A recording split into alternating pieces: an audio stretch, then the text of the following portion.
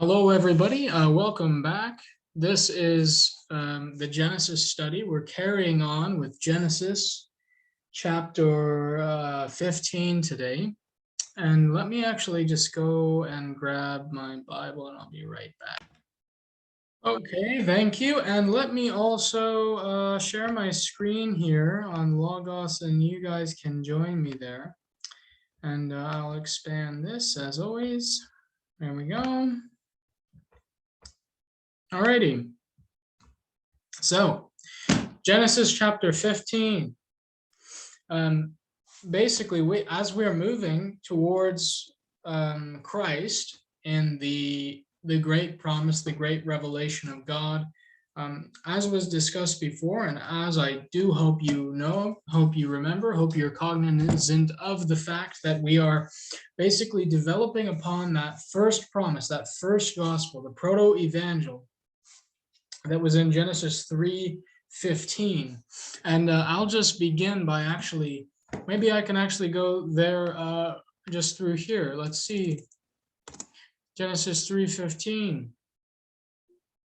Yeah, so this is actually the first good news. The first promise is actually also a curse against the accuser, against the Satan himself. I will put enmity between you and the woman, and between your offspring and hers, and he will strike your head, the offspring of the woman, and you will strike his heel.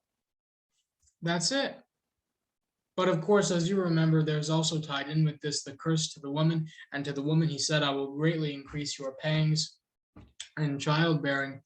And the connection here with women is, of course, seed, birth, and all of that stuff. It's really banking everything here upon the notion of Christmas, upon the notion of this promised seed, this promised birth. And so now we're going forward where this is being fulfilled, and not just with Abraham, but all of Israel, all of the people of God have been having this promise in mind. And of course, they're thinking, we've been so long, and yet this promised seed has not yet come. And so hear this. This is from Genesis 15. After these things, the word of the Lord came to Abram in a vision. Do not be afraid, Abram. I am your shield. Your reward shall be very great. But Abram said, O Lord God, what will you give me? For I continue childless, and the heir of my house is Eliezer of Damascus. So that's really what I was trying to pick up on here, right? The people knew that there was this promise. The people had been awaiting this promise. And yet they said to God, Lord, we have been waiting for this promise for really some time now, and you've still not given it to us. So what gives? Where is that promise? And so they say, you have given me no children, so a servant in my house will be my heir.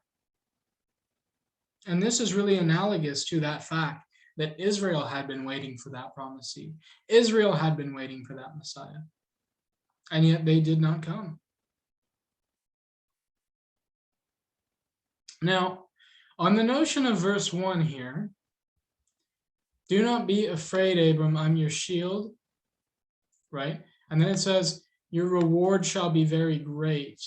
We want to make a note of that. This is in the NRSV. It should be translated, this is the way that it should be translated in a faithful rendering of the text here. I am your shield, your very great reward. And the difference there is, of course, I am the reward. And when we say, I am your shield, your reward shall be very great, this understanding gets put into the whole conversation about covenant, which is the conversation that we're basically having today. The conversation not only of what covenant is, of covenant theology and law and gospel, works and grace and such things, rewards, merits, merit badges, scout badges.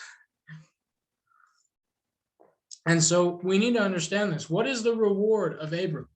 And you could also think of, if you're watching this up to date, you could also follow along here with what we're going to be hearing about on the 7th Sunday after Epiphany, is that the great reward that we get from loving others, from sacrificing ourselves, is to love people.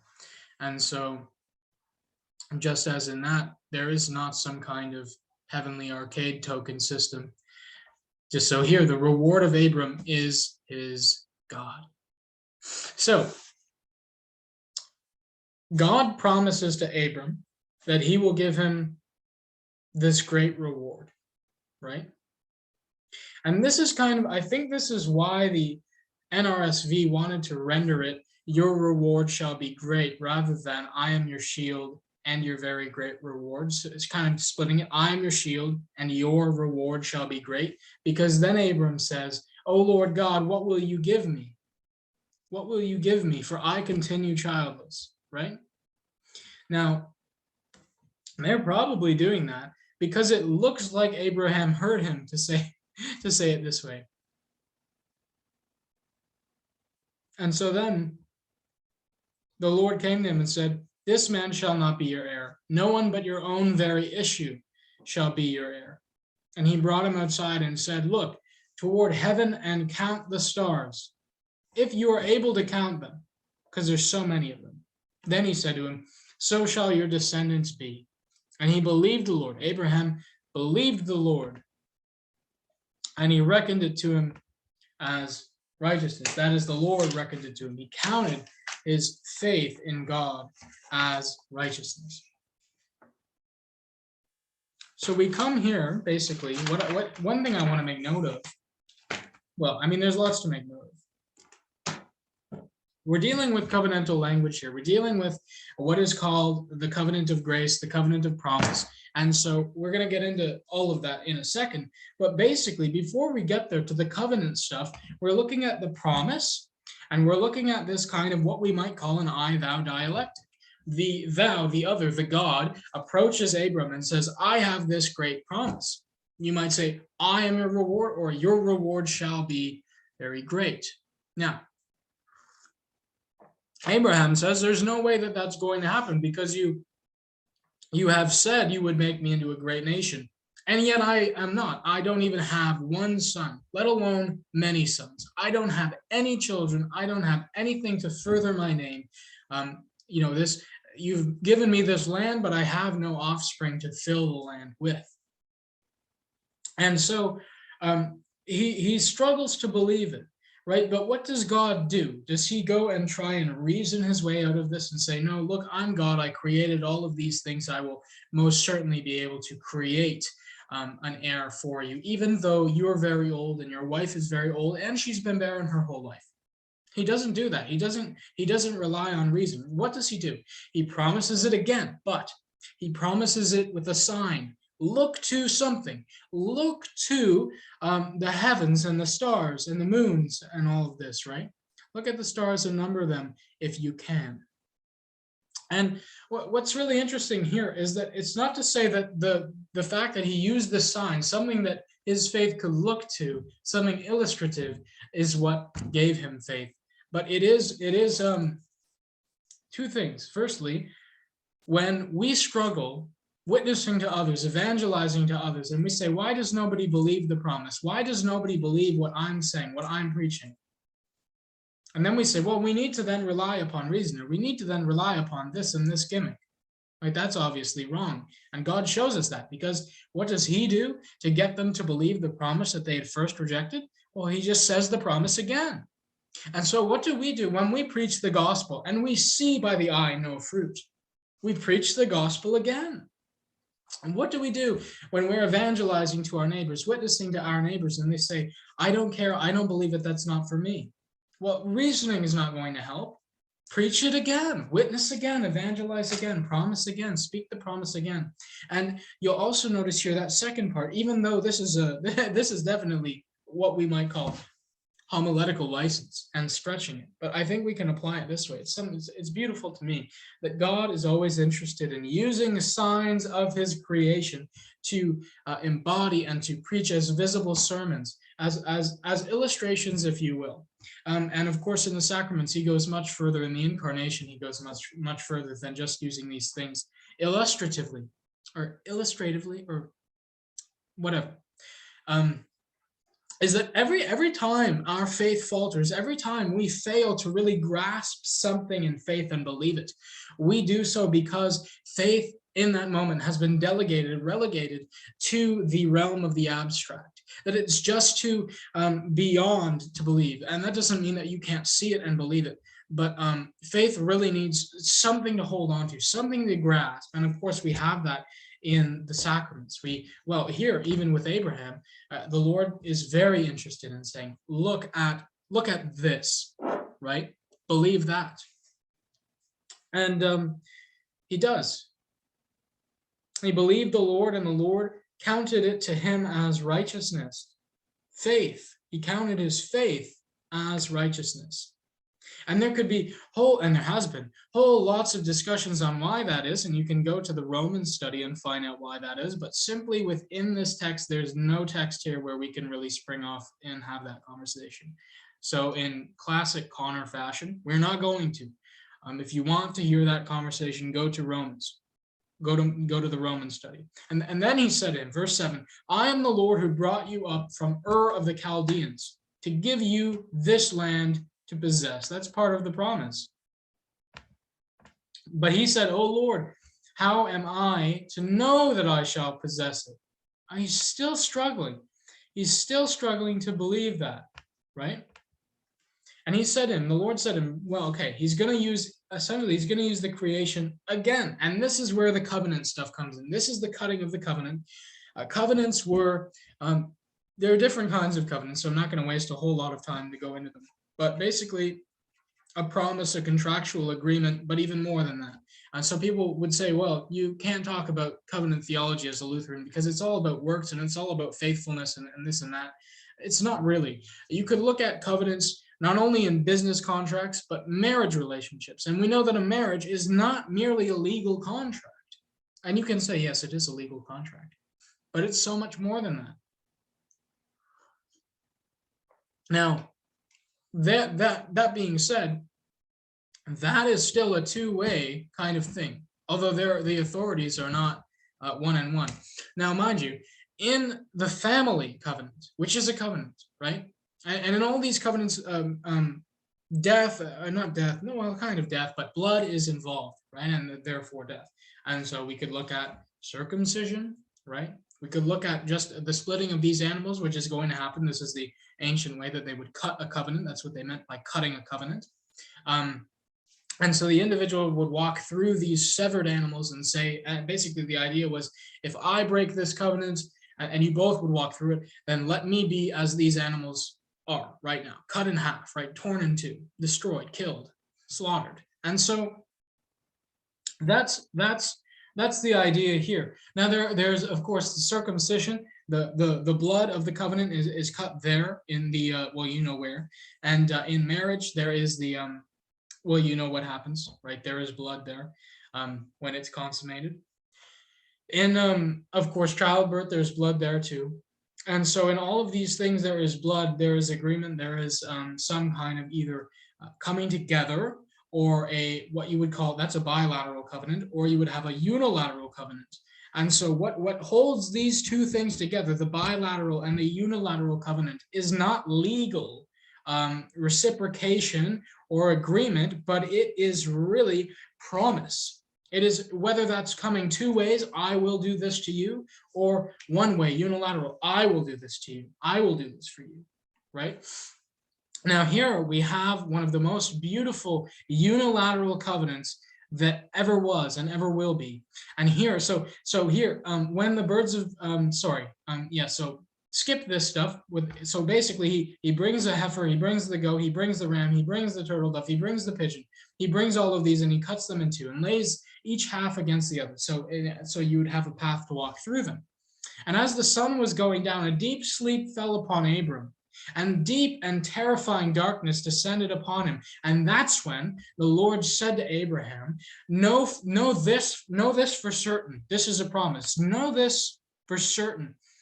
And we'll come back to this in a second. Know this for certain, that your offspring shall be aliens in a land that is not theirs. That's going to be Egypt, and shall be slaves there, and they shall be oppressed for 400 years. So this was prophesied by the Lord himself before it happened. But I will bring judgment on the nation that they serve, and afterward they shall come out with great possessions. So through this suffering, through this slavery, they'll come out on the other side of this blessed. As for yourself, you shall go to your ancestors in peace. You shall be buried in a good old age, and they shall come back here in the fourth generation, for the iniquity of the Amorites is not yet complete. So he's waiting for that. And so this is the promise, right? And when the sun came down and it was dark, a smoking fire pot and a flaming torch. Who is this? Who in the book of Exodus, when the people are walking with the tabernacle and the Lord goes before them, what form does he go before them in? A pillar of fire and cloud and smoke, and he goes before them in this way. And so he does here. This is a smoking fire pot and a flaming torch, and it passes between these pieces. Does Abraham pass between these pieces? No, it's only the Lord. The Lord knocks out Abraham, and he walks through these himself, so as to say, whether I break this covenant, let me be torn in two. If you break this covenant, there is no penalty here. You didn't walk through these. Only the Lord did. And yet it's even richer than that, because when we inevitably break the covenant, not that the Lord really even asked us to do anything, but even though when we sin, and the Mosaic covenant, right, all of these things, the blood that was shed was the Lord's blood. He dies for our sins. He dies for our breaking the covenant. And on that day, the Lord made a covenant with Abraham, saying, to your descendants, I give this land. From the river of Egypt to the great river, the river Euphrates, the land of the Kenites, the Kenizzites and the Cadmonites, the Hittites, the Perizzites and the Rephaim, the Amorites, the Canaanites and the Girgashites and the Jebusites. So let's go back here now. Know this for certain. So God gives Abram this promise, and he says, know this for certain. So he's not just saying believe this, but he's saying know this as a certainty, have assurance in this. And this is important because in lots of Protestant churches, it's actually a matter of debate whether or not faith is assurance, faith is certainty. And they would say, yeah, you can doubt and still call it faith. But the text does not leave room for that. The Lord says, know this for certain. Okay, now,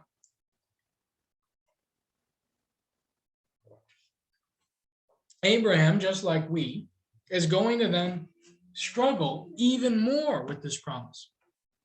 We move on then to chapter 16. And now Sarai, Abram's wife, bore to him no children. So again, we're in that same place, just as Israel doesn't exist, right? But the people of God, the people in general, have been promised this promised seed, the offspring of the woman, to crush the head of the serpent, and yet no such person had been born. No such promised Messiah had yet come. And so just as then Abram says in chapter 15, how will you give me a great reward? Because I still have no children. So here again, chapter 16. Now Sarai, Abram's wife, bore to him no children, even though he was promised that he would have offspring. And she had an Egyptian slave girl whose name was Hagar. And Sarai said to Abram, you see that the Lord has prevented me from bearing children. So go into my slave girl, basically sleep with my slave, and it may be that I shall obtain children by her. And Abram listened to the voice of Sarai. Now, the interesting thing here is she doesn't say, it may be that your promise from God will be fulfilled by you sleeping with this other woman. But she says, may it be that I shall obtain children by her. And so to Sarai, in her mind, if this happens, if this succeeds, that child will be just as much hers as it is Abram's. And this has to do not only with the ancient understanding of slavery and slave ownership, but it also has to do with the ancient understanding of surrogate pregnancy and surrogacy and all such things, especially in regard to slaves and slave ownership. And so after Abram had lived 10 years in the land of Canaan, Sarai, Abram's wife, took Hagar, the Egyptian, her slave girl, which is interesting, right? Because they have an Egyptian as a slave. But of course, what do we just know from chapter 15? Well, it's not said that it will be Egypt, and that's what makes this even more interesting, because it's not actually explicitly said.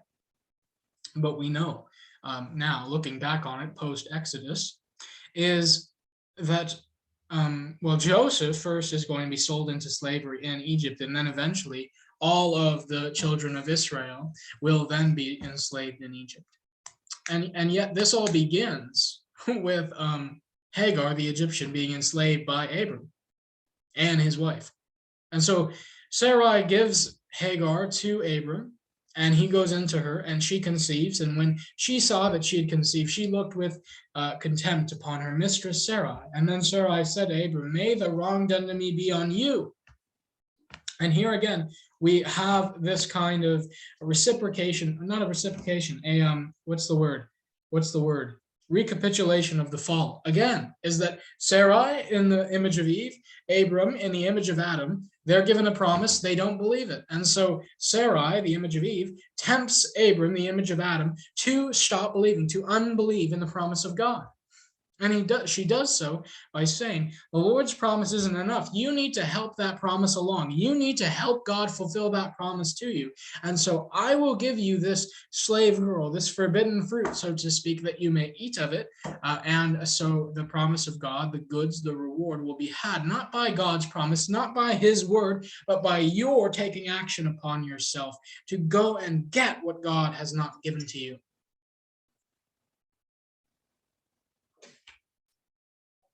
And so, this happens, and Hagar is not pleased, and neither is Sarai. Sarai is also not pleased. And it's interesting, of course, right? You look at the fall, and so Eve successfully tempts Adam to partake of the fruit, and then the Lord comes and she shifts the blame, and then he shifts the blame, she shifts the blame, and then it lands on Satan ultimately.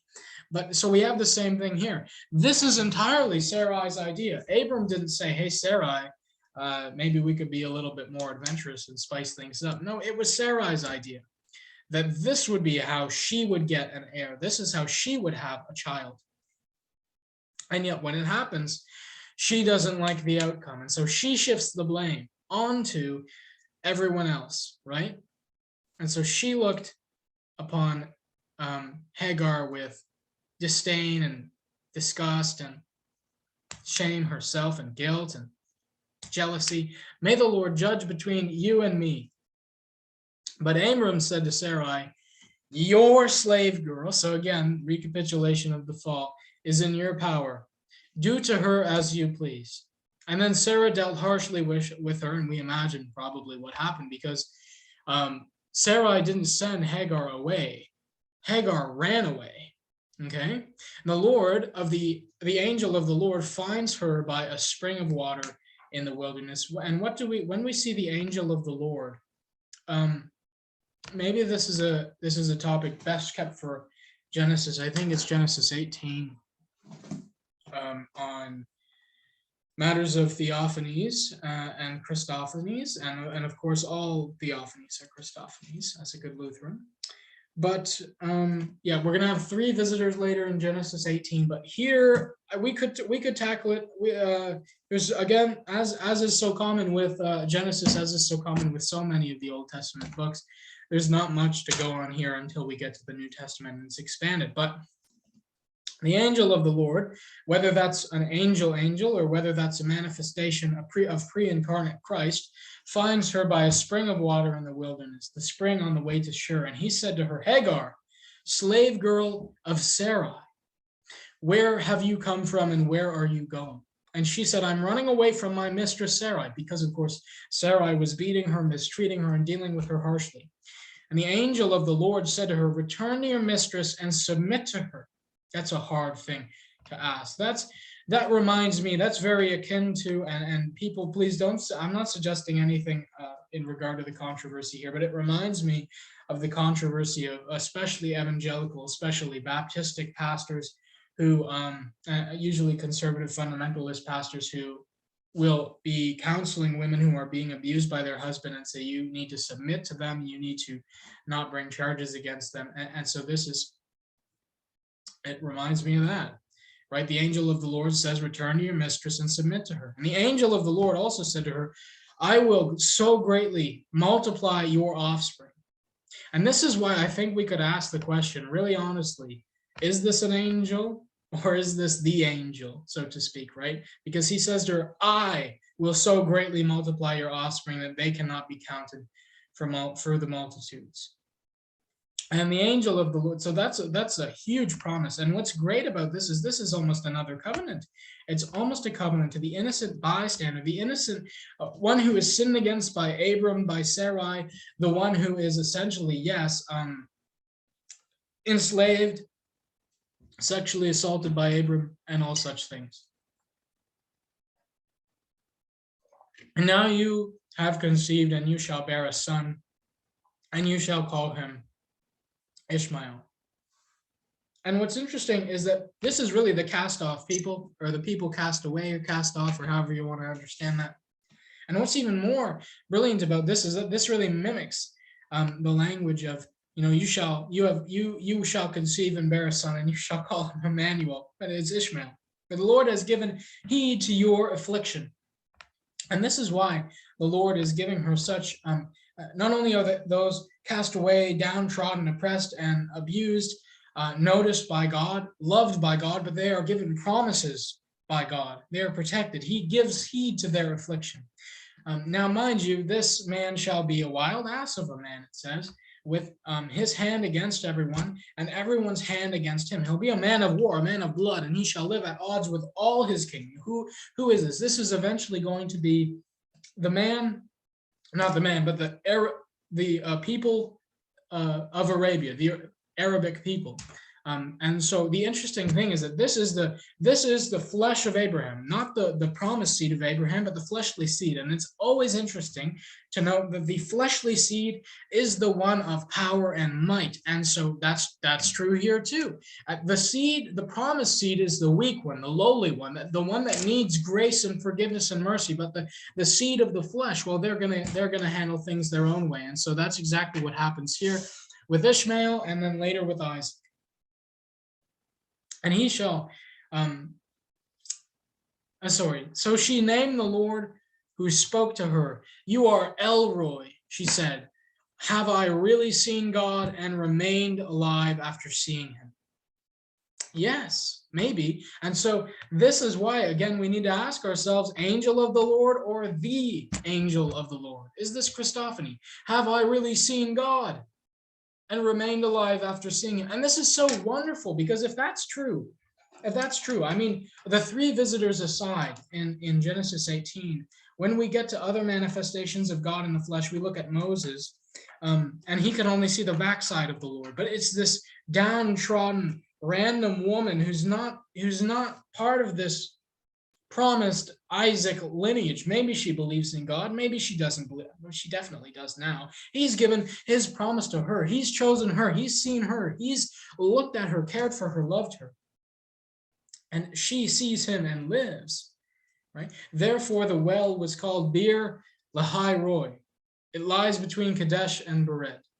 And Hagar bore Abram a son, and Abram named his son, whom Hagar bore Ishmael. Abraham was 86 years old when Hagar bore him Ishmael.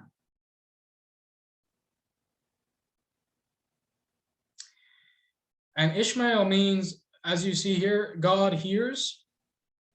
And El Roi means God of seeing, or the God who sees. And that's really who he is. He is the God with one eye down, looking at those who are ignored, looking at those who are cast away, who are run out of town because they're beaten and abused by their slave masters, slave owners, and their mistresses. Not mistresses, and you know what I mean in the context here, right? Now, when Abraham was 99 years old, the Lord appeared to Abram and said to him, I am Lord Almighty, walk before me and be blameless. Can anyone do that? No. Yeah, that's the call.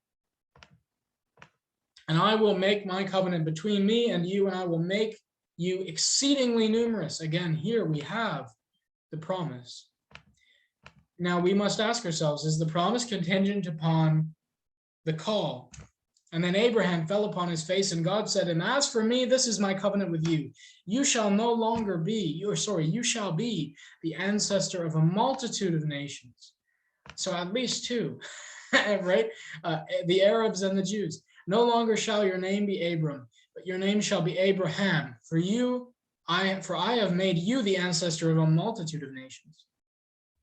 And of course, this comes to final fruition in the faith, being the father of those who have faith, and of every tribe, of every nation, of every tongue. And they all confess. They are all children of Abraham, right? They are all children of the promised seed. They are all children of promise to Abraham. No longer shall your name be Abram, but your name shall be Abraham. For I have made you the father of many nations, and I will make you exceedingly fruitful, and I will make nations of you, and kings shall come from you, and I will establish my covenant between me and you and your offspring after you throughout their generations for an everlasting covenant, to be God to you and to your offspring after you, and I will give to you and to your offspring after you the land where you are now an alien, all the land of Canaan for a perpetual holding, and I will be their God. So that's a promise, and that's the connection of the land with the seed. So he's not just giving him the land, but he's giving him seed to plant in the land, if you will. He's giving him kids to live on this earth. He's giving him the land and seed, children to fill this earth. And so we move forward here. And then God said to Abraham, as for you, you must keep my covenant. And this is why so many people shy away from speaking about covenants, especially in the New Testament. They might do it for Old Testament studies in the Lutheran Church, but so many of us like to steer clear of this insofar as when we're speaking about now. And because they understand covenant to be bilateral, they understand it to be something that has to be kept by our works. And so the Lord goes on here, you must keep my covenant, you and your descendants after you, for generations to come. And this is my covenant with you and your descendants after you. The covenant you are to keep. Every male among you shall be circumcised. You are to undergo circumcision. And it will be the sign of the covenant between me and you. And here again, we have covenant signs. God is working in and through the creation to make his promises real and in our face, that we have something for our faith to grasp, a sign of the covenant, a promise in the flesh, not a law in the flesh, but a sign of the promise in the flesh. Through your generations, every male among you will be circumcised when he is 8 days old, including the slave born in your house and the one bought with your money from any foreigner who is not of your offspring. Both the slave born in your house and the one bought with money must be circumcised. So shall my covenant be in your flesh, and an everlasting covenant it will be, forever and forever. Now, of course, we see also in the book of Leviticus with the Mosaic law that laws are meant to be kept forever and ever, and they are not. So keep that in mind as you try and wrestle with the true meaning of what the Lord means here when he says forever and ever. That being said, any circumcised male who has not been circumcised in the flesh will be cut off from his people. He will be broken from my covenant. And so this is a promise. This is a covenant, and a covenant is basically a relationship with God. A covenant, basically a relationship with God. So God is always wanting to dwell with men. Though, if you go and you look at really, I don't know if I've ever taught this on any of the podcasts. I don't think that I have, but we see, maybe I'll have to do that. So hold that thought. Maybe I'll come back to that in a week or two. But this covenant, just as the one that we're in now with this promise, Paul speaks also of people who cut themselves off from Christ. They're cut off from the people. How? By forsaking the gospel, by refusing, having an obstinate refusal to be baptized. For example, that will cut you off from the promise, that will cut you off from Christ. And God said to Abraham, as for Sarai, your wife, you shall not call her Sarai, but Sarah shall be her name. And I will bless her, and moreover, I will give you a son by her. And I will bless her, and she shall give rise to many nations. Kings of people shall come from her. And then Abraham fell on his face and laughed, just as Sarah laughed, and said to himself, can a child be born to a man who is 100 years old? Can Sarah, who is 90 years old and barren, bear a child? And Abraham said to God, oh, that Ishmael might live in your sight. And of course he will, because God is, as Hagar called him, the God who sees. And God said, no, but your wife Sarah shall bear you a son, and you shall name him Isaac. God saying, this promised seed has to come entirely from impossibility, entirely from barrenness. It can't be by the flesh. It can't even have flesh cooperating with it, lest you think it was not a miracle. I will establish my covenant with him as an everlasting covenant for his offspring after him. As for Ishmael, I have heard you. I will see him. I will bless him. I will make him fruitful and exceedingly numerous, and he shall be the father of the 12 princes, and I will make him a great nation. And indeed the Lord does. He makes him into the nation of the people of Arabia. He makes him into what is of the flesh greatly, of great strength. And of course, we know that the Arabs, the Muslims, they do claim to be followers of essentially of Yahweh, of the God of Abraham, though we would contest that they understand anything about him. But my covenant, my promise, I will establish with Isaac, whom Sarah shall bear to you at this season next year. Now, it's interesting, you note, the Muslims in their Quran, they have many of our stories as we do in the Old Testament, but they're greatly altered. They're different. And so this one, for example, it's not Isaac, but it's Ishmael, who is given that great promise of God, that great covenant of God, that great promise. And so Sarah shall bear to you at this season next year a child. And when he'd finished talking with him, God went up from Abram. So that's interesting, right? You see, this is entirely auricular, that God is speaking with Abraham verbally, an entire conversation. And then Abraham took his son Ishmael and all the slaves born in his house or bought with his money, every male, and he circumcises them all, even himself. And even Ishmael was circumcised as well. They were all circumcised. And so that brings us to the end of chapter 17.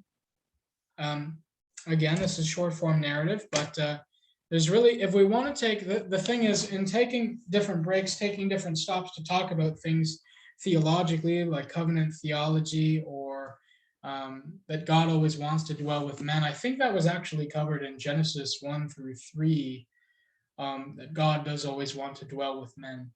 And that's really important, because as we go to Genesis, like the creation account, the Lord doesn't say in the garden, if you do this, then, but he actually creates Adam and Eve into relationship with him.